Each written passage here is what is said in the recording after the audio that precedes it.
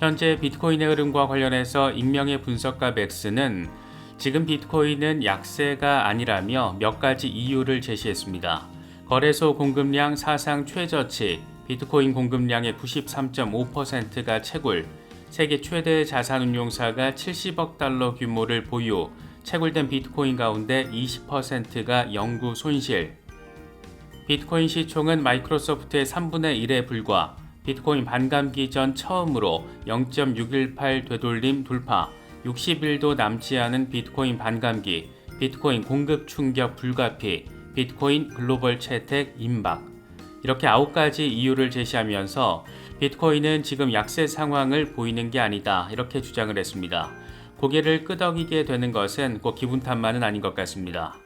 마이클 반데포페의 경우에는 자신의 비트코인에 대한 견해는 변함이 없다라며 반감기 전에 54,000달러에서 58,000달러 사이에서 정점을 찍을 것으로 예상을 하고, 알트코인은 크게 상승한 뒤 가혹한 조정을 받게 될 것이다, 이렇게 설명을 했습니다. 지금 시장의 관심사 가운데 하나가 조정이 한 번은 빡세게 오긴 올 것 같은데 과연 그 시점이 반감기 전이 될 것이냐, 반감기 이후가 될 것이냐, 이걸 지금 명확하게 예단하기가 어려운 그런 모습입니다. 통상 비트코인은 반감기 전 랠리를 벌이고 반감기 전에 20에서 40% 수준의 조정을 받곤 했습니다.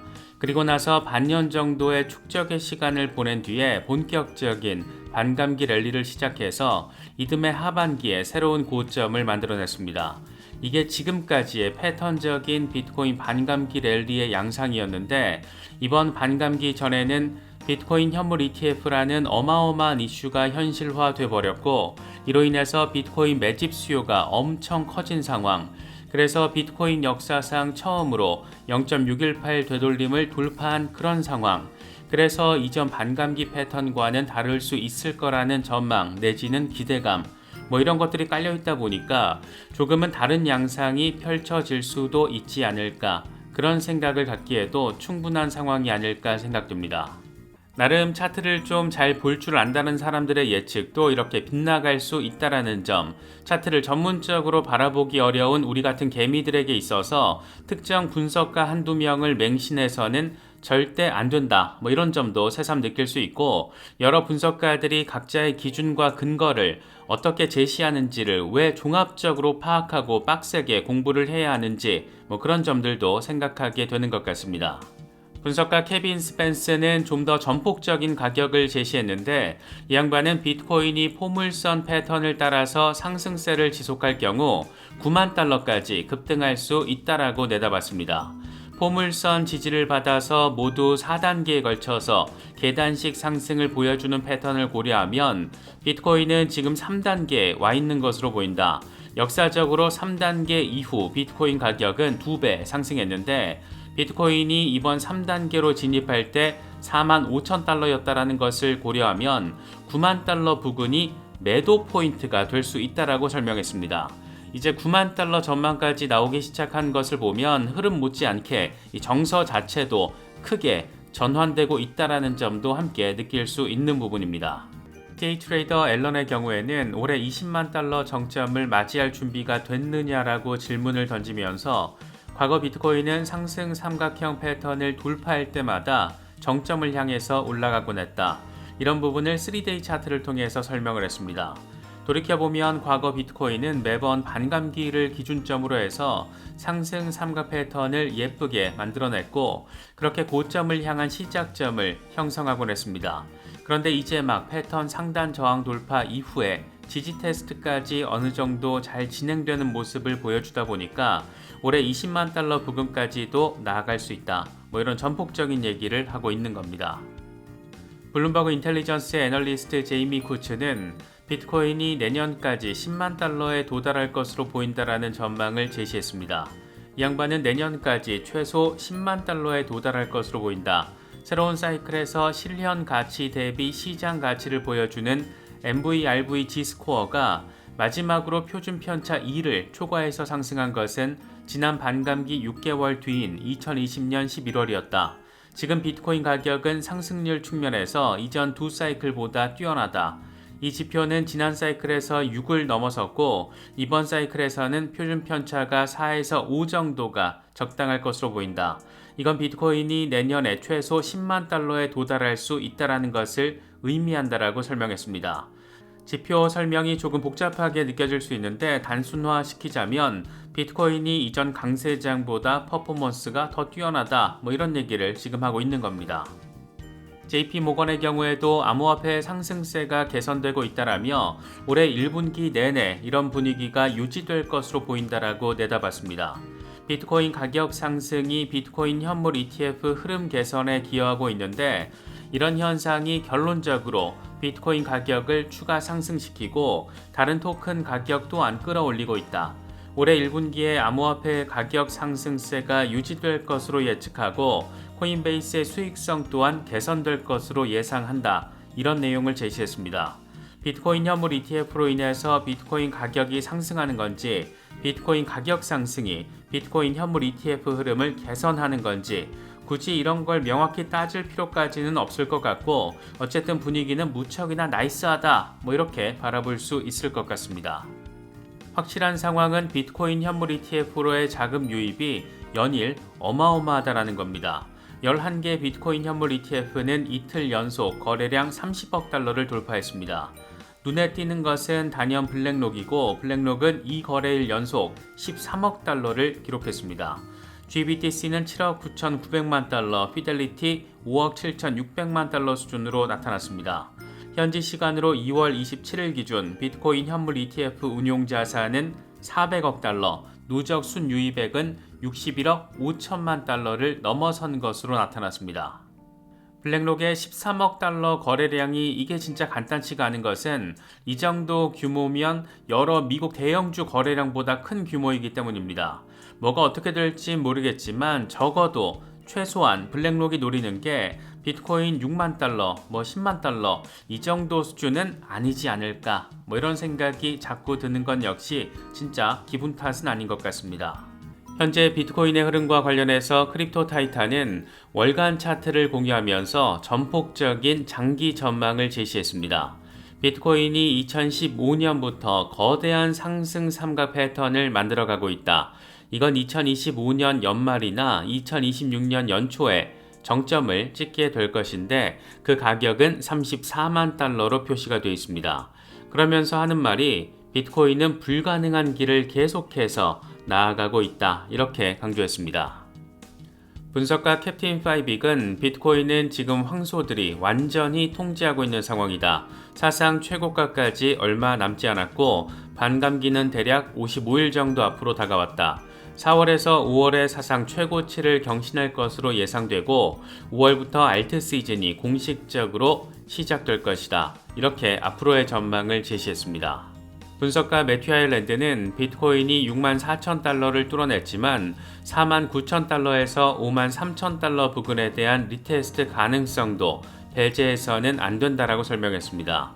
강세 돌파는 대단했지만 아직 사상 최고가를 돌파할 준비가 돼 있지 않다라면 리테스트 가능성이 있다. 이건 확률상 반반인데 리테스트가 발생하더라도 그건 정상적이고 건강한 조정으로 바라볼 수가 있다. 이렇게 설명했습니다.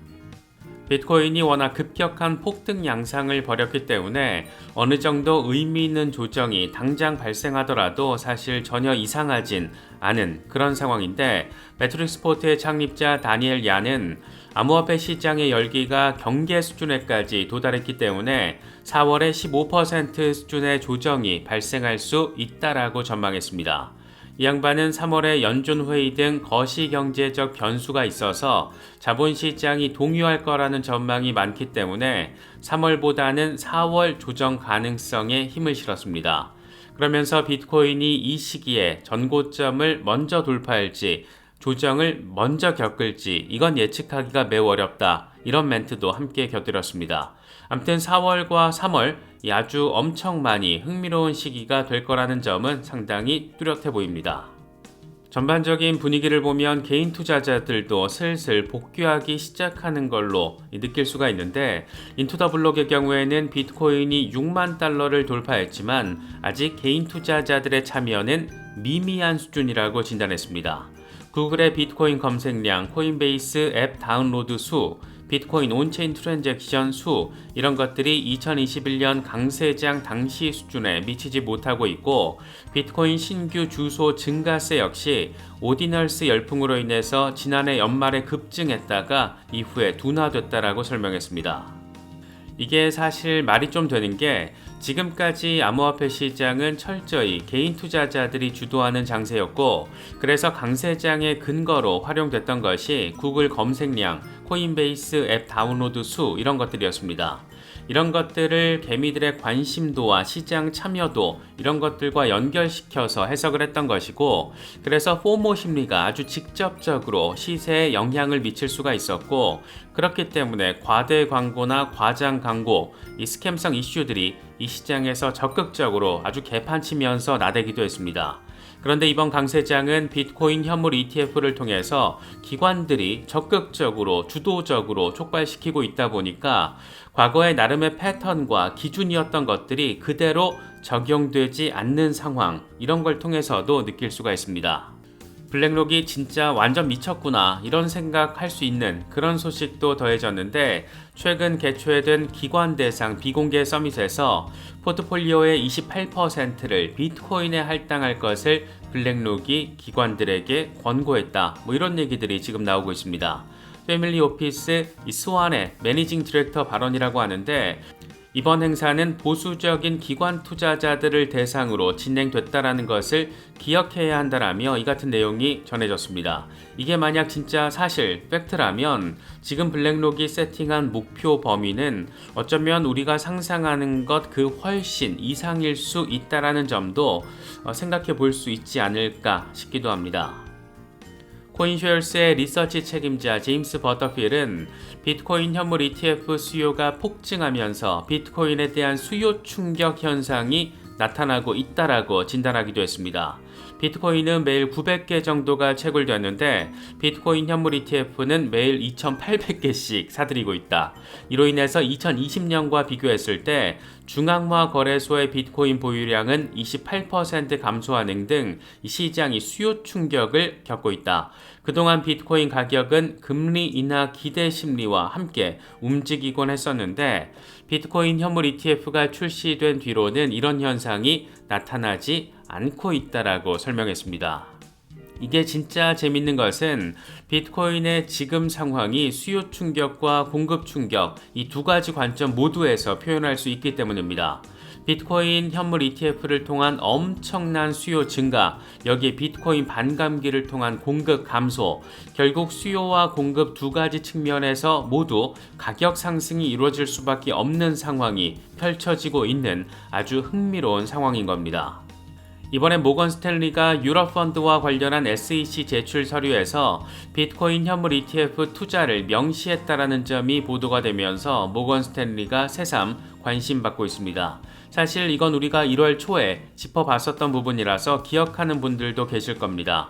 모건 스탠리는 몇 년 전부터 유럽 오퍼튜니티 펀드를 통해서 360만 달러 이상 GBTC를 매입을 했고 이를 통해서 모건 스탠리는 펀드가 고객을 대신해서 비트코인을 보유해왔습니다. 특히 지난해 10월에는 케이맨 제도의 자회사를 통해서 유럽 오퍼튜니티 펀드가 GBTC 등의 전체 펀드 자금의 25%를 투자할 수 있게끔 제도적인 장치까지 만들어놨습니다. 세력급 자본들은 이미 큰 그림, 엄청 큰 그림, 그 판때기를 다 짜놨다더라 그렇게도 바라볼 수 있는 상황입니다. 특히나 모건 스탠리는 과거에는 비트코인에 대해서 회의적인 입장을 피력하기도 했다라는 거. 하지만 최근 보고서를 통해서 비트코인이 글로벌 금융에 미칠 수 있는 영향을 부인할 수 없다. 이렇게 밝히기도 했다라는 거. 탈달러 위협과 관련해서 비트코인이 전 세계적인 수용 이런 것들은 주목할 만하다. 이렇게 설명하기도 했다라는 거. 그런데 알고 봤더니 이미 진작부터 자사 유럽 펀드를 통해서 사실상 비트코인 간접 투자를 진행해 왔다라는 거. 아무튼 글로벌 자본 세력 이 새끼들은 하나같이 속내가 다 시커멓다라는 거. 여러 가지를 생각해 볼 수 있는 그런 상황이 우리 눈앞에 지금 펼쳐지고 있습니다.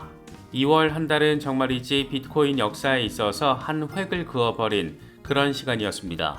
비트코인 역사상 처음으로 6개월 연속 월봉 상승 마감을 기록을 했고, 심지어 2월 한 달 동안 43% 수준의 상승률을 확인하면서 역사상 최대 월간 상승률 기록까지 만들어냈습니다.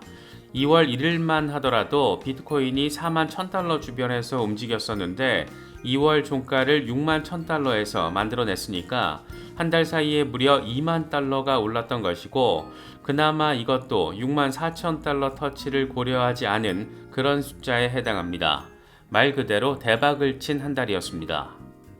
어쨌든 비트코인은 월간 종가를 6만 1000달러 위에서 만들어주면서 아직까지는 강세 흐름을 이어가고 있다라고 판단할 수 있는 상황으로 해석할 수 있는 여지가 자리한 모습입니다. T트레이더 앨런은 비트코인이 주간 차트를 기준으로 2017년에서 2021년의 움직임을 따르고 있는 것으로 보인다라며 이제 포물선을 그리는 마지막 단계에 있다라고 진단했습니다. 그러면서 이제 곧 올타임 하이를 볼 수 있을 것 같다 이렇게 덧붙였는데, 차트에 표시된 부분을 보면 2024년까지 13만 달러 부근에서 이번 사이클 탑을 찍을 수 있다라는 점이 표시되어 있습니다. 분석가 젤레는 비트코인이 사상 최고치까지 12%도 남지 않았지만 검색 관심도는 약세장이 깊었던 시기만큼 낮은 상황이다. 일반인들은 자신이 지금 무엇을 놓치고 있는지 전혀 알지 못한다. 이렇게 멘트를 치면서 아직 개인들이 이 시장에 본격적으로 들어온 상황이 아니다라는 점을 설명하기도 했습니다. 물론 국내 거래소 상황을 보면 이미 9천만 원까지 찍으면서 전고 돌파를 해버렸고, 김치 프리미엄 역시 5%를 넘어선 상황이어서 나름 개미들이 달라붙은 듯한 모습도 느낄 수가 있는데, 미국 최대 거래소 코인베이스까지 먹통을 겪었다라는 것을 고려해보면 개인 투자자들의 본격적인 진입 역시 어느 정도 시작점이 마련된 게 아닐까, 그런 분위기도 조금 더 선명해진 모습입니다. 갤럭시 디지털의 CEO 마이크 노보그라츠는 블룸버그와의 인터뷰를 통해서 비트코인은 신고가에 도달하기 전에 5만 달러 중반까지 조정을 받을 수 있다라고 전망했습니다. 이 양반은 현재 진행 중인 랠리는 비트코인 현물 ETF의 가격 발견 과정이라고 볼 수 있는데, 지금 사이클에서 기관 투자자들의 레버리지 비율은 낮지만 개인 투자자들의 레버리지 비율은 지나치게 높다. 일부는 많은 돈을 벌겠지만 대다수는 시장에서 박살나게 될 것이다. 또 이더리움의 경우에 현물 ETF가 올해 안에 SEC의 승인을 받을 것으로 보인다. 이렇게 덧붙였습니다.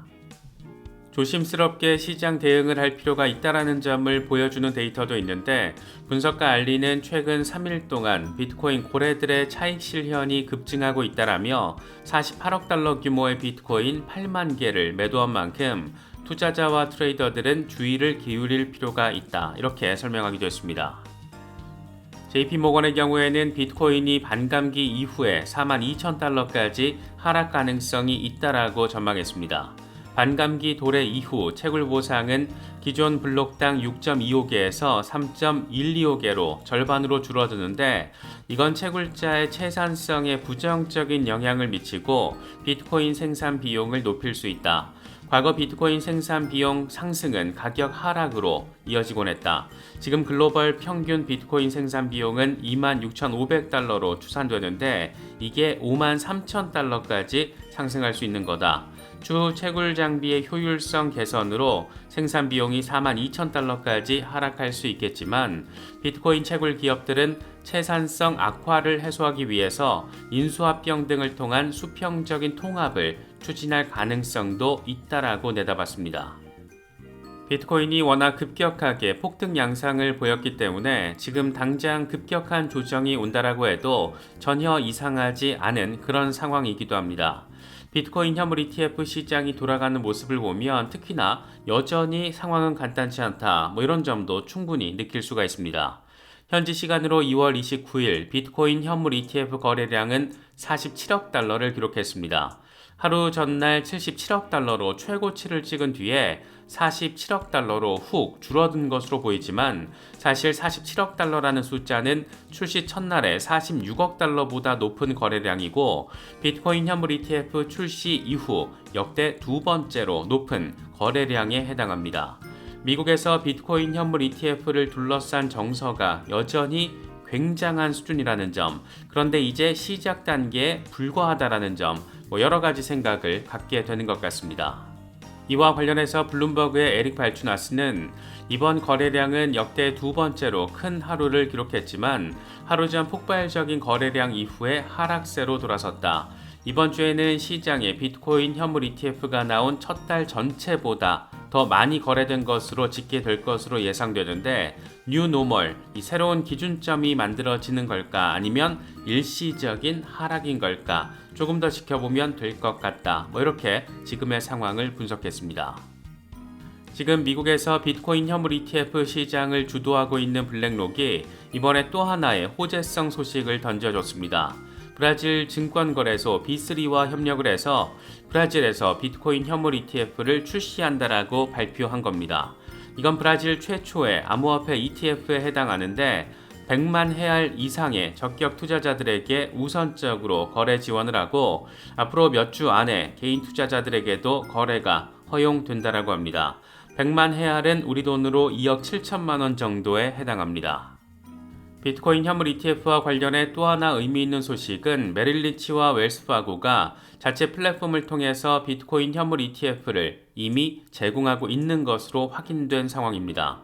이 은행들은 비트코인 ETF 노출을 요청한 고객에 한정해서 ETF 상품을 제공하고 있는 것으로 나타났는데 모건 스탠리도 그 서비스 제공을 할 것으로 보이는 상황에서 이렇게 미국 대형 은행들이 비트코인 현물 ETF를 결국에는 채택할 수밖에 없는 상황, 아주 흥미로운 지점입니다.